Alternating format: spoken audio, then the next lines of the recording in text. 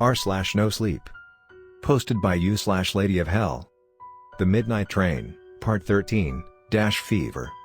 My name is Evelyn and I am a passenger of the Midnight Train. Last time, I told you quite a lot, about Amy and Lily, about the detective, the death of my sister Mia and a weird shadow thing I had encountered in the hallways. Today, we are going to visit the dining wagon.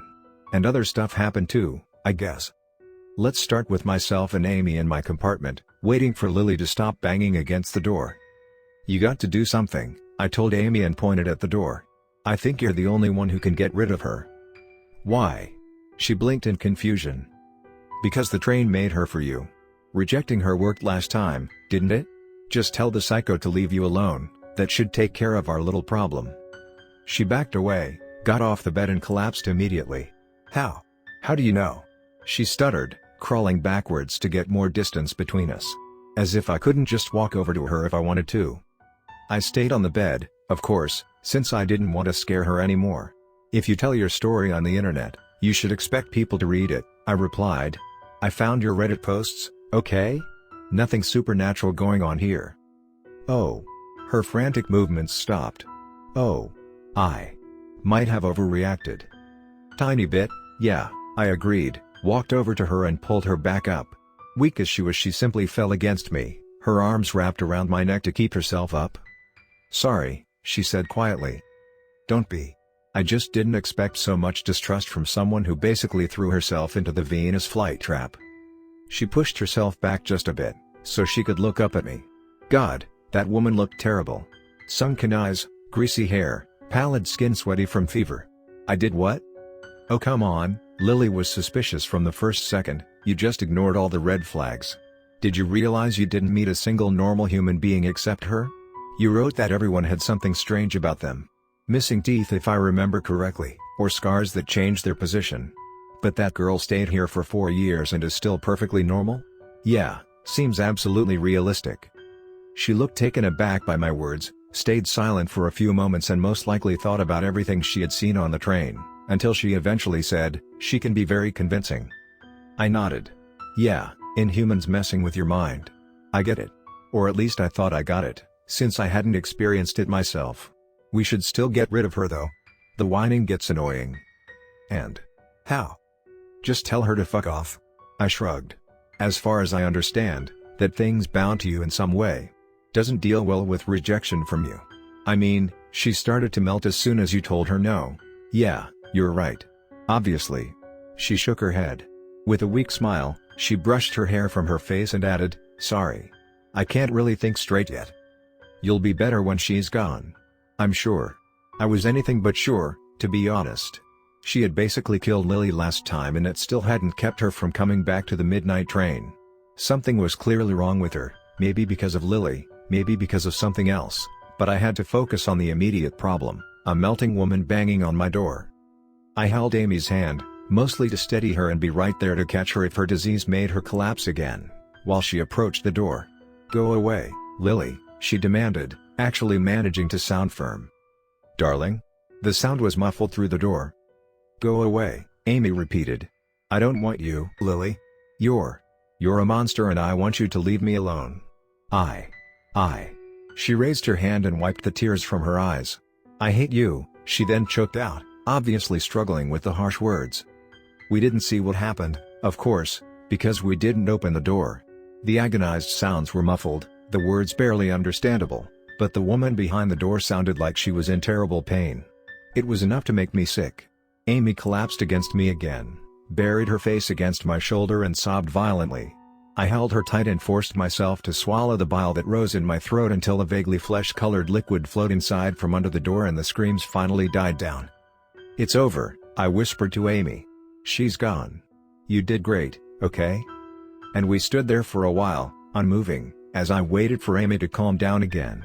I didn't say another word, just held her tight until she shed no more tears for the monster that had just died on my doorstep.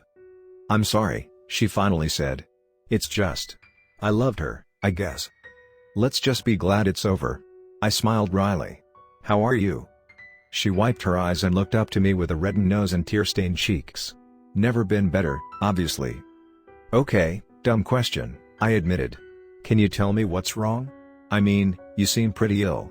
No offense. None taken, she sighed. I don't know, honestly. Some fever.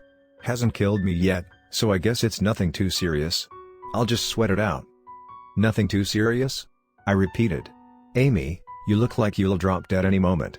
Did you look at yourself? Your skin and bone. When was the last time you ate something? She hesitated with her answer. I don't know. I have no idea how long I've been in that damn compartment with her. The days just blended together at some point. Well, couldn't be all too long, since you didn't die of starvation. Come on, let's go. I wrapped an arm around her waist, mostly to keep her from falling, and walked her slowly towards the door. To be honest, I expected the worst when I opened the door, but all that was left of Lilly was the flesh-colored, wax-like liquid that had seeped into the carpet. Where are we going? Amy asked as I led her down the hall. Dining wagon, I asserted curtly. I felt her whole body tense at the words. I really don't want to. You need to eat something, I interrupted. And you wrote how good the food in the dining wagon is. And what if the white-haired woman shows up? She looked down at her hands. I can't really afford to lose more blood. What do you mean, more blood? Lilly. Amy stuttered, at a loss for words. She sighed. I fed the train. A lot. Your argument? She nodded. Yes. Now that didn't sound good at all. I was really glad that Lilly was gone, hopefully for good this time. Maybe that's what made you sick, I proposed, shrugging. Blood donation while having a fever can't be healthy. Yeah, maybe, she agreed with a wry smile. Hey, thank you. Evelyn, right? If you hadn't stumbled into my compartment, who knows how long this would have continued? Until she drained all your blood, I assume. She shivered slightly. Probably, yes. I mean, I lost all sense of time. There was only Lilly and the fever and the nightmares. You just broke the monotony. Woke me up, I guess. Let's be thankful I was attacked by the Resident Evil wannabes then, I said with a smile. We reached the dining wagon and I expected to find myself in a place that looked like some fine dining restaurant. The way Amy had described it made me imagine something glamorous. However, the wagon we entered was just wrong in every tangible way. Few things actually looked off, but the air was too hot, too humid. The lights were dim like the ones in the hallways. Only a few people were around and all of them looked hollow-eyed and pallid and just a tiny bit too skinny to be healthy. It suffered the same deficits as the rest of the train: rust on the metal, discolored fabrics, worn-down furniture. Something in me wanted to turn around and run, although I didn't have a real reason. Only the fact that Amy absolutely needed to eat kept me from walking back out. She looked even more unsettled than I was, but didn't complain when I pulled her over to one of the empty desks and sat down next to her. Can I ask you something? She didn't look at me when she spoke, just stared at a single spot of dirt on the tablecloth. Why are you here? You said you read my posts and I wrote them as a warning, you know? So people would stay away from the train. I came here for my sister, I admitted. She called me after entering the train and... yeah. Oh. Finally, she shifted her attention from the tablecloth to look at me. I can help you find her if you want. I shook my head. No, well, it's too late. Oh, she said again. Evelyn, I'm so sorry. And she wrapped her arms around me in an, given our position, awkward hug. I think that was the moment I swore myself I would get her out of there. She didn't deserve to rot away in a place like this, or succumb to its terror sooner or later. I had a spare ticket and goddamn I was going to save a life with it. It's fine, I wanted to say, but everything was so far from fine that the word stuck in my throat. Of course it wasn't fine. My sister was dead, so how could it be? I felt like crying again. Let's talk about something else, I replied instead, forcing my thoughts away from the subject. A waiter appeared at our table. A male one, with a face and no red bow tie. For now, the train didn't torment us and I was incredibly glad, though the waiter seemed somehow sickly, just like the conductor and the detective. His voice sounded raspy as he greeted us politely and he placed 2 glasses of dark red wine on the table for us. So far so good, I commented as soon as he was out of earshot. The creepy guys might wait till dessert if we're lucky, Amy agreed absent-mindedly. Her eyes followed the waiter, then she began to look around the wagon. Something's wrong, Evelyn. This humming. It shouldn't be there. The train's usually silent. I nodded slowly, only now remembering that she had mentioned the eerie silence of the midnight train more than once in her posts. The detective said the train's changing, I told her. That word seemed to wake her up somehow. Her eyes widened, she seemed actually alive for the first time since we met. You met the detective? Is he alright? She quickly asked and grabbed my arm with surprising force, considering how weak she had been the entire time. Relax, your friend's okay, I reassured her, slightly confused by her reaction. Looks a little sick though. Sick? She repeated. Yeah, kind of like the guys in here. I gestured around a bit. She looked still worried, her grip around my arm tightened until it was almost painful. Her eyes wandered from left to right, her unease was almost tangible and I expected her to just jump up and run off to find him, no matter her exhaustion. Relax, Amy, I told her once more and put one hand over hers. He's in way better condition than you. I don't think Inhumans can die from the flu. I grinned at the last words. She didn't look relieved in the slightest. I don't think it's the flu. I sighed. Some part of me understood why she was worried about the Inhuman, considering he had been consistently nice to her and had even helped her in some way despite his insistence that he didn't care. Who wouldn't cling desperately to the only friendly face in a nightmare like this? On the other hand, I wasn't fond of the Inhumans at all. After everything I had experienced here so far, I couldn't care less if some of them died or not. Honestly, I would even be glad, since that meant less danger for my own life. Okay, we eat and then we go find him. Is that all right with you? I suggested. All my dislike aside, talking to him again was probably a good idea, since there was still the ominous problem with the train that kept me from leaving and which I had to find out more about. Okay, she agreed and finally let go of me again. I smiled, turned back to the table and picked my glass up. Wine wasn't my favorite thing in the world, but after the past days I wasn't going to refuse some alcohol. God knows I needed it. I emptied half the glass in one sip and was just about to swallow the sour liquid when I felt something squirm in my mouth. Without thinking twice, I leaned forward and opened my mouth, just let the wine pour out and stain the white tablecloth, and what fell out was a worm. A living, pale pink worm that had just been in my mouth and was no squirming in the table. I could deal with zombie children. And with screaming dolls and inhuman detectives and melting women. What I could not deal with were worms in my mouth. Nausea hit me and I doubled over and threw up on the carpet. My stomach was empty after barely eating for 2 days, so I coughed up nothing but bile and it left a bitter taste on my tongue that almost made me vomit once more. When I lifted myself up again, I was shivering. The mere thought of having almost swallowed a worm was more than enough to make me sick. There was nothing left in my stomach to throw up, but the nausea remained. When I looked back at Amy, she held her own glass in her hand and gestured towards me. Worm-free, she promised with a weak smile. I checked. I shook my head. Sorry, but definitely no. Are you alright? I had a fucking worm in my mouth. What do you think? God, I wanted to vomit again. She put the glass back on the table, where the worm was still squirming between dark red splotches that almost looked like blood. I mean, it could have been worse, she said, and to my actual horror, she picked the worm up and held it softly between her fingers. I quickly looked away. I don't like worms and snails, I replied and quickly pressed a hand against my lips again as the nausea returned. The waiter, the same as before, approached the table again, and although I had lost my appetite, I hoped the food would at least get rid of the bitter taste in my mouth. I thanked him while double-checking that he did indeed have a face and no red bow tie, just to be safe, and then turned my attention to the food that was supposed to rival actual restaurants. Well, it wasn't food. Not even rotten food, just a pile of brown mush, littered with even more worms. The way the whole plate seemed to be moving was unsettling, to say the least. I tensed. What's going on here? Amy asked, her voice barely more than a whisper. Something's wrong with the train. I wanted to push the plate as far away from me as possible, but I couldn't even bring myself to touch the ceramic with my fingertips. The disgust I felt was just too much. Come on, let's go find the detective. She didn't argue about this. We stood for more table, and as we passed the other guests, I saw the same pile of dirt and worms on their platters. I didn't check if they were eating it. I don't think I could have handled it if they were. I wanted to find some vending machines first to get some food for us, after this disaster, so we just walked through a few wagons to find one of the common ones. The detective said the train's changing, I told Amy while walking. He didn't say what exactly is wrong, but the damn thing only picks new passengers up and doesn't let them go, ticket or not. The rules have changed too. Some are gone, some are new. Any idea? Idea about what? She replied.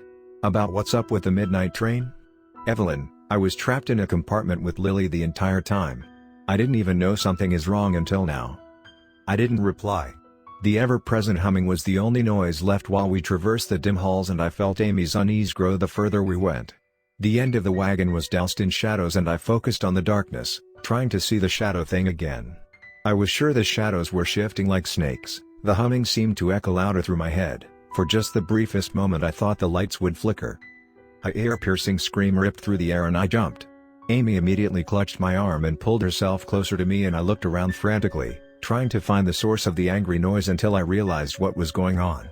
"Doll in chains," I said to Amy and urged her to continue walking as we were standing right next to the doll's room right now. One of the new guys, apparently aggressive during the day. "Can I?" She hesitated. "Can I see the new rules?